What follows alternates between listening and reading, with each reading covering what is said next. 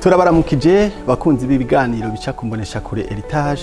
No musi turafise sujet tuza kuyagako, ariko imbere ko tuyagako turafise umutumire, reka tumuhe ikaze. Amahoro cyane pastor. Amahoro neza. Murakomeye? Yego turakomeye. Mumeze neza. Tumeze neza. Hariyo rero ikibazo gihanze societe twayemwo kimaze iminsi kivugwa, ico naco nishano. Wamumaze kucumva namwe? Yego nari maze kubyumva, abantu bikeka ko bari ishado hanyuma bakaja kwa muganga, kumbura abandi bakaja no mu bintazi kugira ngo barabe ko bokira. Ku muntu yumvise ijya mbere ishano mu musobanurira gute? Ishano mu majambo asanzwe novuga ko ari nk'uburozi, igihe umuntu ari ikintu hanyuma ikamera nabi, cyangwa umuntu yanyoye ikintu ikamera nabi, mu Kiswahili bayita isumu. Nibaza ko mu majambo yoroheje nuko norisigura. Mugabo ivyo byose bitangurira hehe canke umuntu yo menya neza idonido ryavyo gute? Kimwe nuko umuntu yamenya ko igihe Imana yari mu muntu yamuremye ari mwiza, aho Imana ivuga ngo byose ni vyiza. Witangurira 1:31. Mugabo mu itanguriro 3 icyaha kimaze kuza mu isi, Imana yacitangaza ko umuntu azopfa. Tubisoma mu gitabo cy'itanguriro 3:19 havuga ngo kwirigurabira akuya niko kuzoguhesha ivyo kurya, uzorinda usubira mu ivu, kuko ari ryo wakuwemwo. Uri umukungugu kandi umukungugu niwo uzosubiramwo. Uru rupfu Imana iheje gutangaza ruza kwigaragaza mu bukozi bw'iki bw'abantu, aho abantu bicana nka Kayini ukuntu yishe Abeli. Mugabo kandi turabona nuko abantu babandanya baje bakora ikibi. Tusomye mu gitabo c'Ingoma ya 2:33-6, naho nyene haravuga ingene uyo mwami yakoze ibyaha byinshi, ngo agapfumuza, agakoresha n'uburozi n'ibintu byose bidahimbara Imana. Ibyo byose rero bitwereka ko icyaha cyaramaze kuza mu isi, abantu baramaze kononekara. No mu Bigalatiya 5:19 gushika kuri 20 haravuga ko bimwe mu bigaragaza ubukozi bw'ikibi harimo kuroga, ishari, urwango n'ibindi. Turumvise ko Bibiliya ishingira intaye ko ishano ribaho, ndetse rero abantu bagendera mu bwoba. Ubunye abantu baratinya no gutizanya abana. Kera umwana yaraja kurara mu muryango wundi, mugabo uyu munsi kwera ishano hariho n'abatinya ati bava bamundogera, abantu si beza. Rero ku mukristo agendera mu bwoba bw'ishano, mbega mu muhanura iki? Kimwe umuntu ntiyo hakana ko ubukozi bw'iki buhari, ko abantu bashobora kwifuza kwica umuntu no gutanga uburozi bakabitanga. Ivyo birabaho mu kibano cacu, aho abantu boroneka imitima yacu, birabaho. Mugabo kandi umuntu ntiyoca agira ubwoba burenze gushika naho yikeka uwo ari we wese, yikeka ikintu cyarero cyose. Kubera iki? Kubera ubwa mbere ubuzima bwacu buri mu maboko y'Imana. Imana niyo ifise ijambo rya nyuma ku buzima bwacu.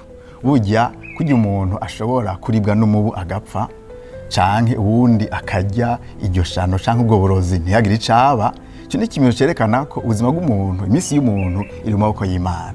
Rero umuntu yizera, umuntu akunda Imana, yubaha Imana, arakwiye kwizigira Imana, ntagire ubwoba burenze kuri iryo shano canke kuri ubwo burozi. Yego. Inyifato bosha bafata mu gihe biketse ishano ryo urakoze cyane. Inyifato ibereye nuko ubwa mbere boje kwa muganga, kubera bumwe mu buhinga, bumwe mu butunzi Imana yaduhaye n'ubuvuzi. Ubuvuzi bwo kwa muganga bagapima bakaraba ko hari infection canke hari ikintu kitameze neza kiri mu mubiri. Mugabo ubushakashatsi burya buguma bubandanya ku buryo bw'uko n'ubu hariho ivyo ubushakashatsi butaratora. Ubuganga ntibwovuga ko bumaze gutora imiti y'ingwara zose. Nico gituma rimwe na rimwe iyo iryo shano ritabonetse mu laboratoire, umugwayi ashobora kugenda kwitura ubuvuzi kama. Mugabo ikintu twanka, ikintu twiyamirije mu bantu no mu bizera, ni kuja kuri ku bapfumu, aho umupfumu abanza kugira ibintu by'ibintazi, akakubwira akavuga n'ayandi majambo y'iterabwoba, ngo ntuze kuramusa umuntu, kufasha ibi n'ibi, akabigira mu mwijima. Ivyo ni ibintu bitemewe mu ijambo ry'Imana kandi biri mu bubeshi bwinshi. Mbega ubuvuzi kama no kuvuga iki? Ubuvuzi kama ni imiti imwe yasuzumwe, hanyuma abantu basanga iravura. Reka ntakabura gasanzwe ibumba.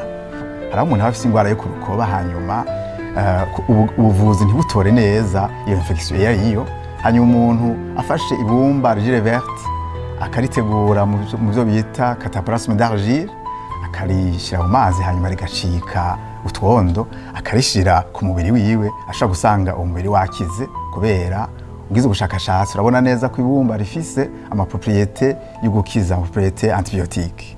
Hanyuma ubwo n'uburyo bugira kabiri, mugabo uburyo bugira gatatu umuntu w'Imana yubaha Imana no gusenga kubera ubwo buvuzi bwose buravura mugabo Imana niyikiza.